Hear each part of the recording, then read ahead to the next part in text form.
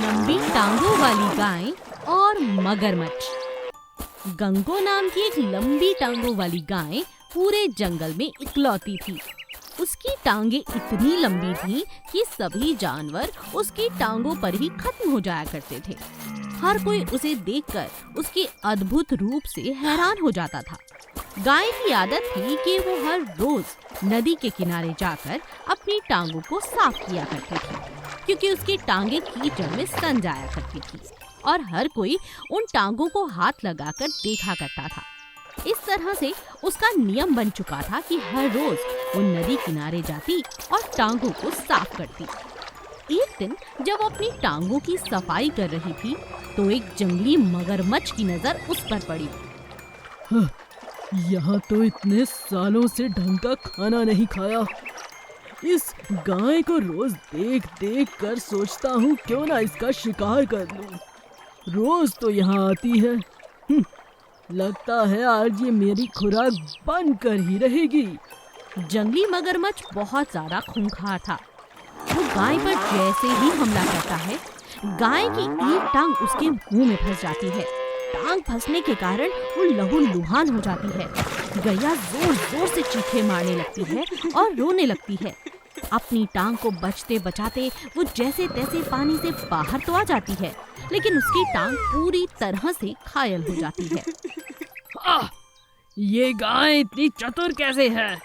इसने मेरे होते हुए अपनी टांग को मुंह से निकाला कैसे? अब तो ये मुझसे बचने वाली नहीं। कल आने दो इसे खाकर रहूंगा। गैया समझ जाती है कि ये जंगली मगरमच्छ हर रूप में उसे खाने की फिराक में घूम रहा है। समझ गई, ये हर रोज मुझे यहाँ पर मेरी टांगों को साफ करते हुए देख लेता है और मेरा शिकार करना चाहता है। पूरे जंगल में एक ही तो नदी है, जाऊं भी तो कहाँ जाऊं? लगता है कोई न कोई उपाय निकालना ही होगा। गैया बहुत समझदार थी। वो जानबूझकर कुछ कांच के टुकड़ों को अपनी टांग में फंसाकर अगले दिन नदी के पास पहुंच जाती है। उसे आता देखकर मगरमच्छ सोचता है, निडरता देखो इसकी, आज फिर आ गई। जैसे ही मगरमच्छ एक बार फिर शिकार के लिए उसकी टांगों को अपने मुंह में डालता है, नोकीले कांच उसके पूरे मुंह को घायल कर देते हैं और वो जोर जोर से चिल्लाने लगता है। गैया तुरंत पानी से बाहर आती है और मगरमच्छ से कहती है, कल तुमने मुझे घायल किया था और आज मैंने तुम्हें कर दिया। सोच समझकर इस जंगल में रहो। हम सब अगर एक दूसरे को ही खा जाएंगे तो जिएंगे कैसे? ये जंगल के नियम में नहीं है कि कोई भी पानी पीने आए या अपने आप को साफ करने आए तो पानी का कोई भी जीव उन पर आक्रमण करे। आज तो तुम्हें मैंने छोड़ दिया, अगली बार अपनी बुद्धिमता से तुम्हारी जान भी ले सकती हूँ। मैं यहाँ हर रोज आऊंगी। खबरदार आज के बाद मुझ पर हमला किया। मगरमच्छ अपनी गलती समझ जाता है और गाय को जाने देता है।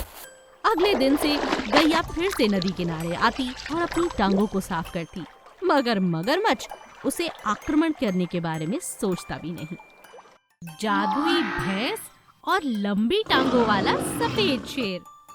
जंगल के राजा शेर के परिवार की एक खास बात थी। वो सभी शेरों से बिल्कुल अलग प्रजाति के थे। उनकी जाति में होने वाले हर बच्चे की टांगे बहुत छोटी हुआ करती थी, मगर इस बार बिल्कुल कुछ अलग हुआ। राजा शेर का बेटा हुआ, लेकिन उनकी टांगे बहुत ज्यादा लंबी थीं। यह देखकर राजा शेर को अपनी पत्नी पर शक होने लगता है। वो अपने बेटे और पत्नी को जंगल से बाहर निकाल देता है। तुम दोनों का अब मुझसे कोई वास्ता नहीं। हर कोई जानता है कि मेरे परिवार की टांगे बहुत छोटी हैं। हर कोई मेरा मजाक उड़ाएगा। तुम दोनों चले जाओ यहाँ से।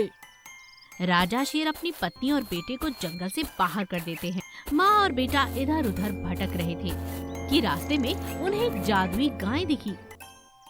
जादुई गाय उन दोनों के दर्द को सुनकर उनकी मदद करने का फैसला करती है और रानी शेरनी से कहती है, ये तो तुम्हारे साथ बहुत गलत किया राजा शेरनी। तुम मेरे जंगल चलकर रह सकती हो वहाँ अधिकतर बस गायें भैंसे ही हैं, शेर कोई नहीं है। क्या तुम चलना पसंद करोगी? रानी शेरनी मान जाती है और अपने बेटे को लेकर एक नए जंगल में जाकर बस जाती है। कई साल इसी तरह से बीत जाते हैं। एक दिन रानी शेरनी का बेटा अपनी माँ से कहता है, माँ, इतने साल हो गए, हम दोनों यहीं पर हैं। मैं जानता हूँ कि गाय मौसी, भैंस मौसी मुझे बहुत प्यार करती हैं, मगर मेरा पिताजी से मिलने का बहुत दिल है। अब तो मैं कितना कुछ सीख चुका हूँ। क्या हम एक बार उनसे मिलने जा सकते हैं माँ? रानी शेरनी अपने बेटे का दिल रखने के लिए उसे हाँ कह देती है और दोनों मिलकर अपने घर की तरफ लौट चलते हैं। लेकिन वहाँ पहुंचकर उन्हें पता चलता है कि राजा शेर एक बहुत बड़े शत्रु की कैद में है। क्या कहा? मेरे पति कैद में है? ये तो हमने बहुत अच्छा किया बेटा जो हम यहाँ आ गए। अब तो हमें उनकी रक्षा करनी होगी, उन्हें बचाना है बेटा, कुछ भी हो जाए। चल वापस चलकर तेरी मौसियों को लेकर आते हैं।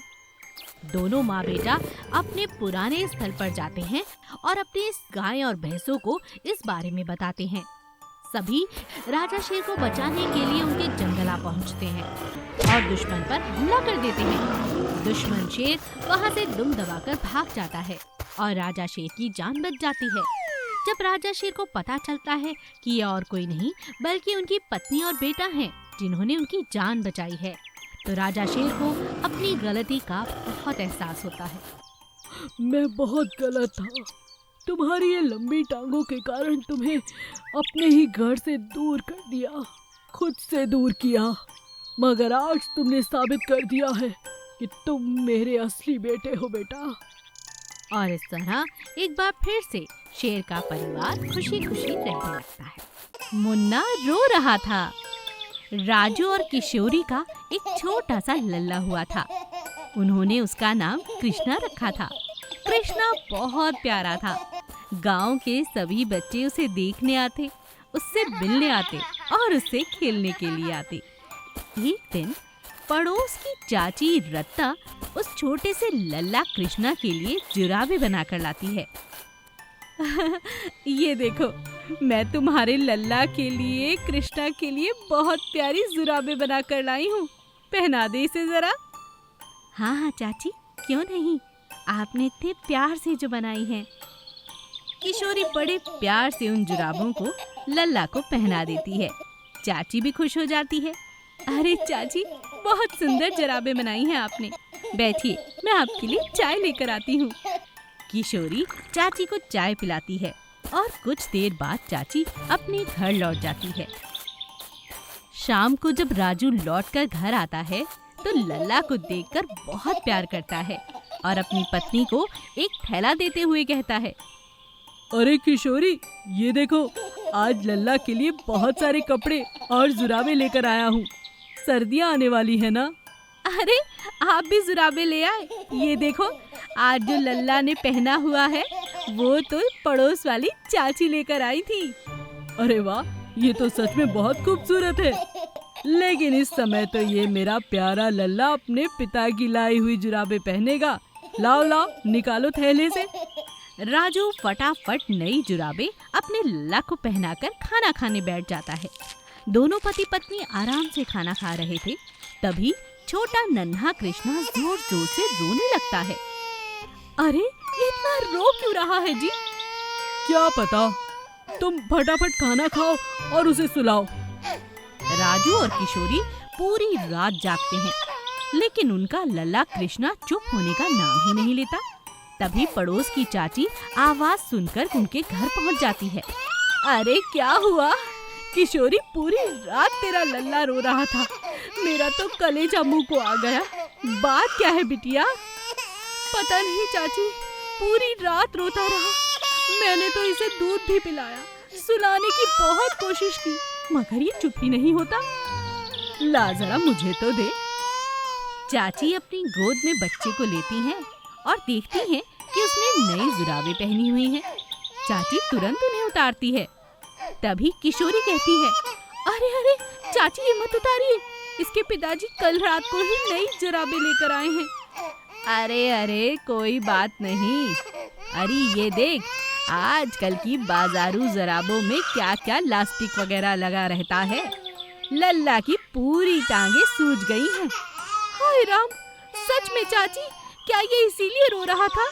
हाँ, चल अब थोड़ा सा तेल लगा इनके पैरों पर, तभी लल्ला को आराम आएगा। बेचारा कब से यही बात कहना चाह रहा था। राजू को अपनी गलती का बहुत एहसास होता है।